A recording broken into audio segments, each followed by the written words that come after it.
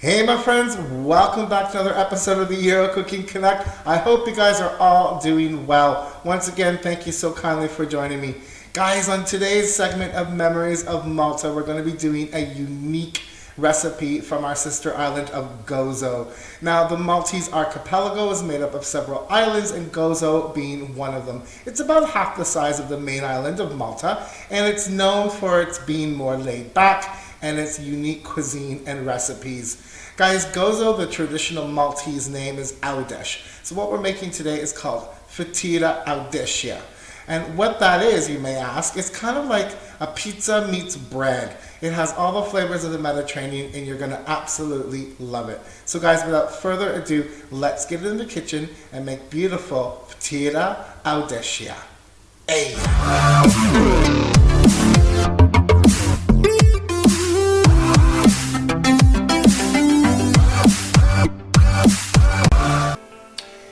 Hey guys, welcome to the kitchen countertop. As usual, all of the amounts and ingredients I'm using will be below in the description bar. You guys know, just click show more. What I've gone ahead and done, guys, is I've started on our dough portion. You've seen me do this before. What I have in here is some dry active yeast with some warm water and a pinch of sugar. I let it bloom for about 10 minutes, and as you can see, it's nice and frothy. In my bowl here, I have some flour. You can use plain flour, double O, it's up to you. And I have about a teaspoon or so of salt. So I'm going to mix up now. To this, I'm going to go ahead and add my yeast and water.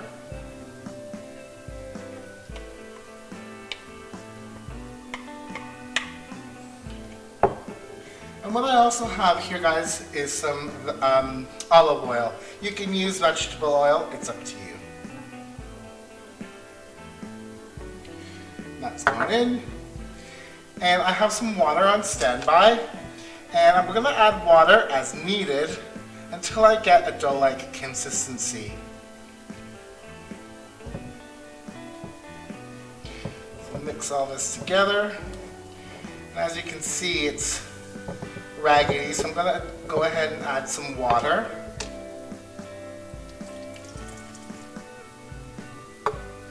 About a half a cup to start with. Alright guys, and I'm going to continue mixing this and kneading this until I get a dough-like consistency, and when that's done, I'll bring you back.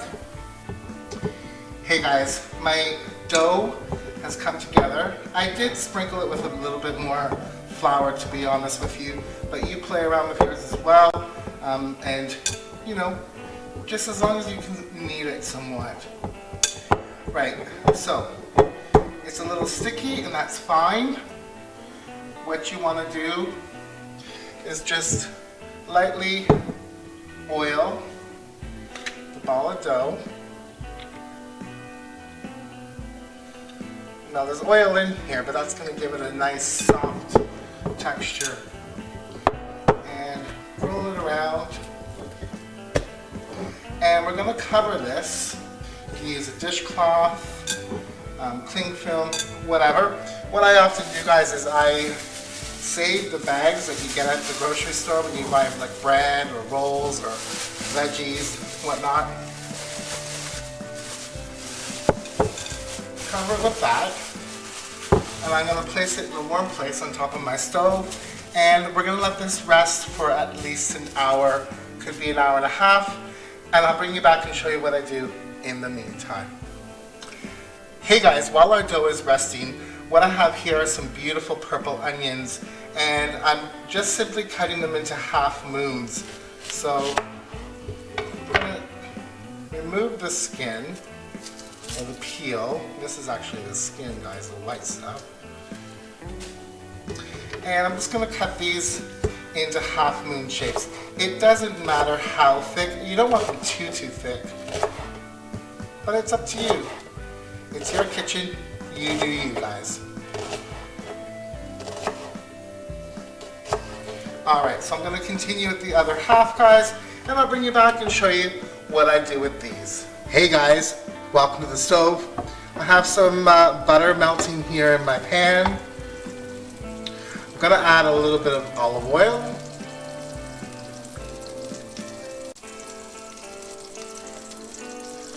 And I'm gonna go ahead and add our onions that we sliced up.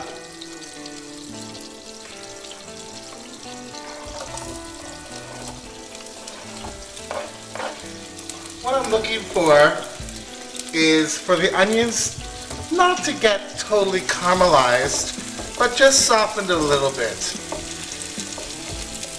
Now, to my onions, I want to season them. I'm not going to add salt right now. I'll tell you why in a minute. I'm going to add some black pepper. And again, guys, you know, seasonings like salt and pepper, they're to your taste.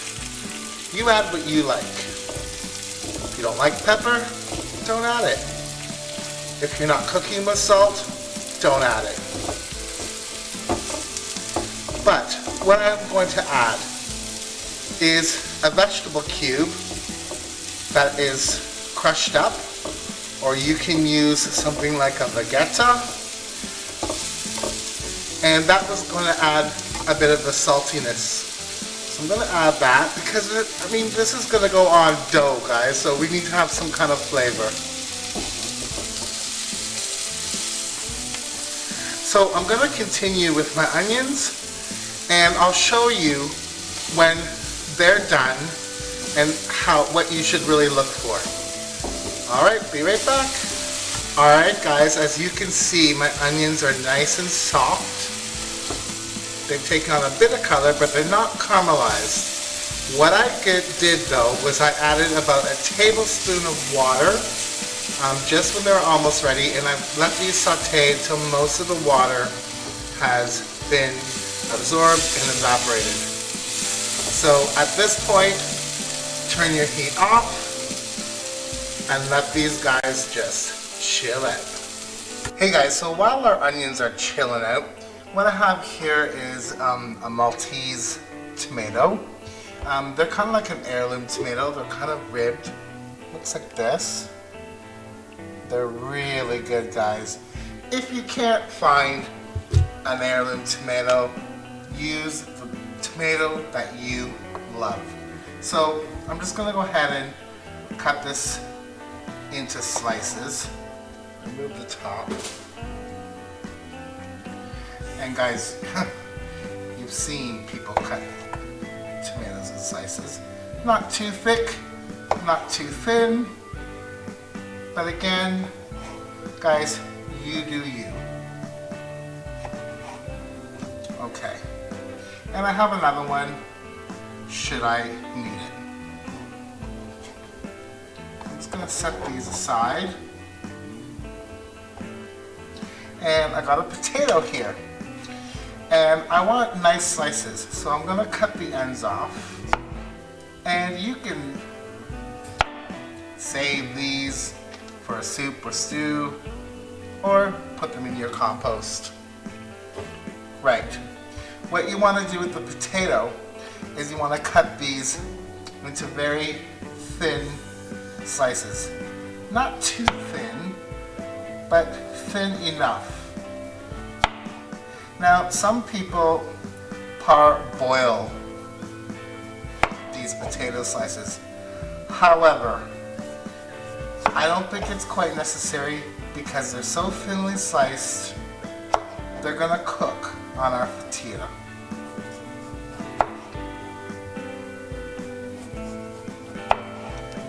Okay, so you're looking for a thin slice. I'm just going to pop these into some water to keep them from browning. And I'll continue. I may not need, because this was a big potato. But I'll continue slicing a couple more, and guys, I'll bring you back and show you the next step. Alright guys, what I have here is Maltese sausage, and you've seen me cook with Maltese sausage a couple of times. They're very unique. They have a coriander, fennel seed kind of flavor to them. If you can't find Maltese sausage, use your favorite sausage. However, there's also another alternative in which some people use, and that's tuna. Now, personally, I'm not a big fan of warm tuna unless it's a tuna steak, so I'm opting for the Maltese sausage. If you're a vegetarian, leave meat out completely. If you're pescatarian, you might like the tuna option. So, I'm just going to cut this into rounds. And guys, Maltese sausage, I don't know if I mentioned before, is edible, quote unquote, raw. Because of the seasonings, it's kind of cured. I love the taste when it's raw. Some people like the taste, but they're just put off by the texture. So, I'm going to go ahead and cut my Maltese sausage. And guys, the amounts, they really depend on you. I will put what I'm using below, but again, it's up to you. So I'm going to put these in a bowl and put it back in the fridge to keep it cool until we need it. Okay guys, it's time to look at our dough, which has risen significantly here. Just gonna punch it down a bit, and I'm gonna remove my dough, and I'm gonna place it into a sheet pan lined with parchment paper, and I'll bring you right back. Alright guys, I have our dough into our sheet pan here, and I mean, if you want, you can make this into a circle. It's up to you. Try and make it into a rectangular shape as much as you can. And then what I'm going to do is, using my fingers, I'm going to stretch the dough in an outward motion until it covers the circumference, or all of the sheet pan basically. And I'll bring you back then. Alright guys, my dough is pushed out to all of the edges in the sheet pan here. And if you like, what I did was I used a small jar just to help me along, because obviously a rolling pin won't fit in here. So what I'm going to do next is I'm going to get our onions. We're going to start with our onions. Just place them anywhere you like. How much you use, up to you guys.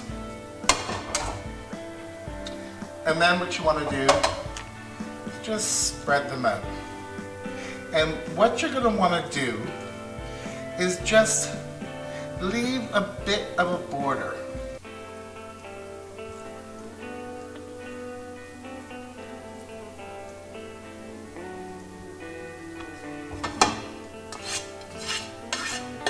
The rest of the onions. Sorry for the angle, guys.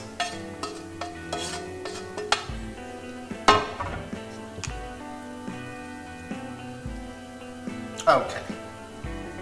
Doesn't have to be perfect, guys. This is rustic Mediterranean food. Alright. So, now we have our onion base down. We're going to add a few things to this. The first thing we're going to add is we're going to start off with our protein. So I'm going to put my Maltese sausage on here. If you're using tuna, then you'd add your tuna. If you're not using any meat at all, then skip this part and just do what I do after this. Alright. So let's go ahead and add our Maltese sausage. Anywhere you like it. It doesn't have to be perfect. And again, I mean, if you want, you can even break it up, crumble it, like so, which I think I will do. It's kind of like that. Broken up a bit. Alright. It's great. It smells so good. It's not even cooked yet, guys. couple more pieces because I love Maltese sausage. If you're using tuna, guys, sometimes they often like literally cover the whole top with the tuna. So I'm going to use all of my Maltese sausage here.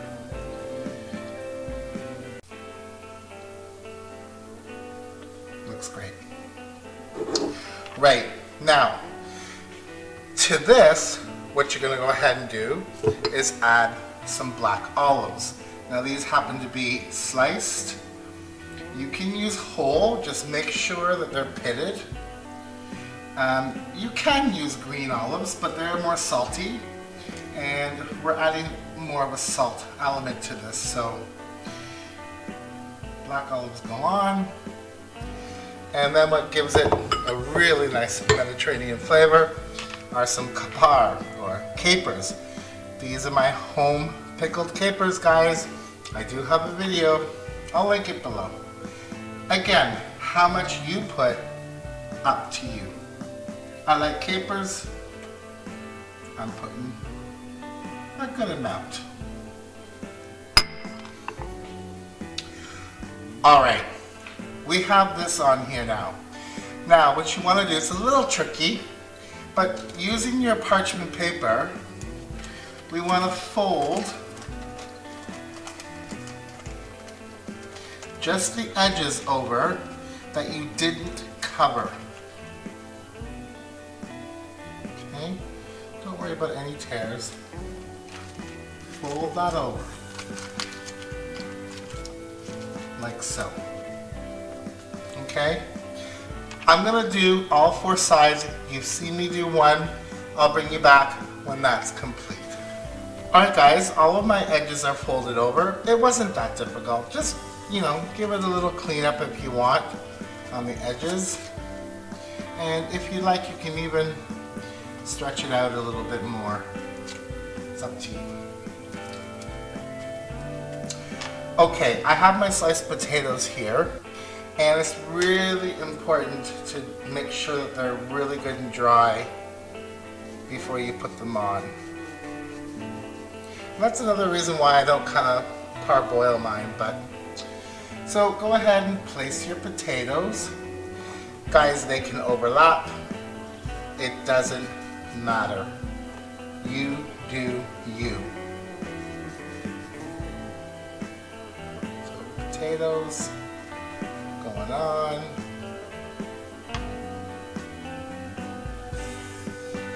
Put a nice big one here.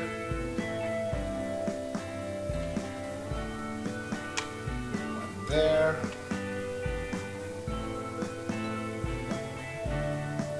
That looks great. You know what? I'm going to put one more here. There we go. Good. Right. Now you're going to go ahead and add your tomatoes. So, one there. There.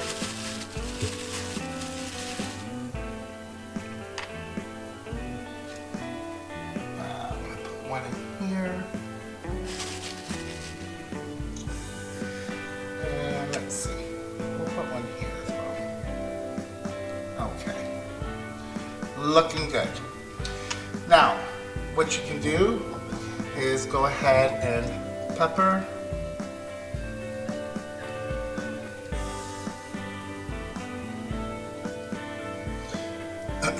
And if you like, just a little bit of sea salt.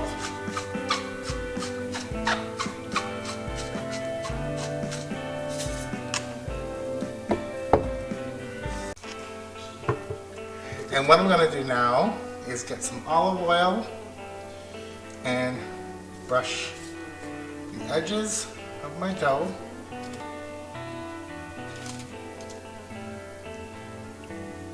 Like so. And on top of my potatoes, we'll do a little glug of olive oil, like so. Now, if you like, guys, optionally, you can do some mixed herbs, dry herbs. It's up to you. So I'm going to put a bit on the crust. And these are classic herbs, guys. Thyme, oregano, basil, whatever you like, guys. Again, it's your kitchen.